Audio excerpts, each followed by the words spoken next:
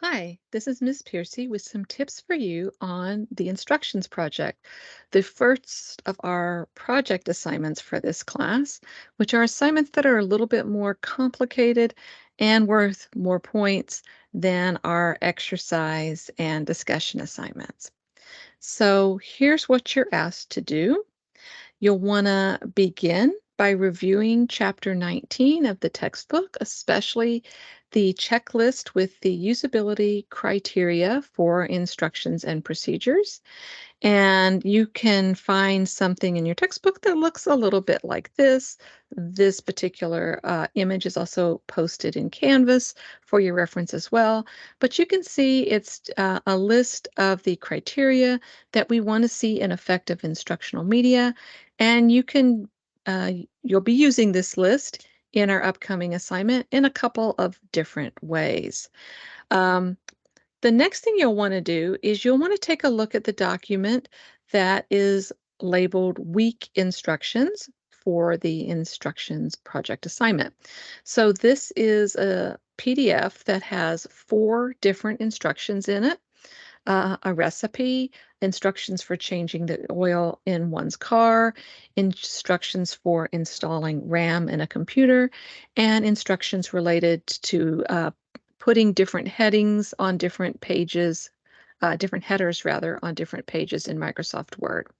So you will want to find this document and you'll want to choose one of the instructions in this document to work with. So just one. And I recommend that you pick whichever one you feel most comfortable doing. If you do a lot of cooking, well, choose the recipe. But if you don't do a lot of cooking, don't choose the recipe. Choose one of the other instructions that fits more the things that you know how to do, because that will help you to create the most informed and effective instructions as you work on this assignment. Once you have chosen one of the instructions to work with, you're going to go back to that checklist and you're going to use that checklist to review the instructions. You're going to look at the week instructions and you're going to ask yourselves questions like, does the title promise what the instructions deliver? Is the background adequate? And so on and so forth. And once you've gone through those instructions and you've figured out what these instructions are doing effectively and what they are not doing effectively, then you're going to write a memo. And so I've got a couple samples for you in the textbook of memo, I'm sorry, in Canvas of memo format. Here's one of the samples, which is just a generic memo format. Doesn't really pertain specifically to our assignment, but it does show how a memo should look. And there's also a sample for this assignment that does present a memo of analysis for not one of the week instructions that I'm asking you to analyze, but for a different one that I've included in this sample for your reference. So you can see that this document is formatted as a memo and it uses a very accessible design to simply list and present the strengths and weaknesses this person identified in the week instructions that they were critiquing based on the checklist. So this can help you with your memo format, as can that other sample memo. Then the next thing you'll need to do in this assignment is rewrite the week instructions so that they now meet the criteria. So everything you said was a strength, you'll probably want to keep that element, but anything that was a weakness, you're going to want to fix.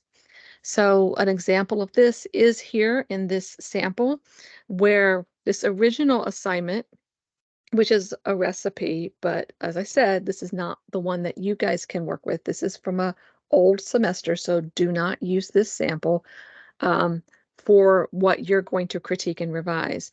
But you can see that this is sort of a problematic looking document in terms of its instructional design.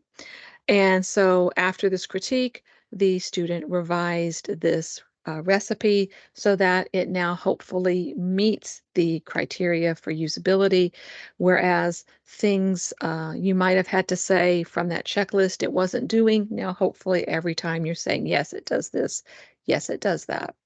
Um, so when you do this assignment, I am going to need both your revised instructions and your memo of critique, and evaluation together in one document. I do not need you to include the original instructions that you worked with. That should be obvious to me, but it is important that you do only choose instructions from this packet of instructions, one of the four options here.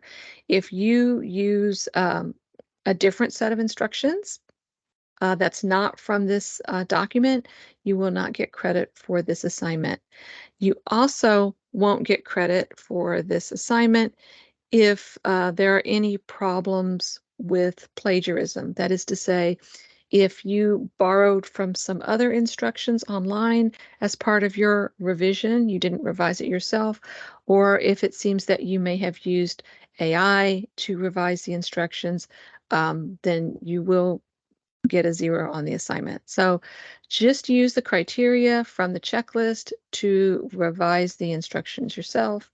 And as always, if you have any questions about this assignment, ask as early as possible in our sort of cycle of working on assignments, um, and let me know and I can help you out with anything that might be confusing here. But I'll be interested to see your work.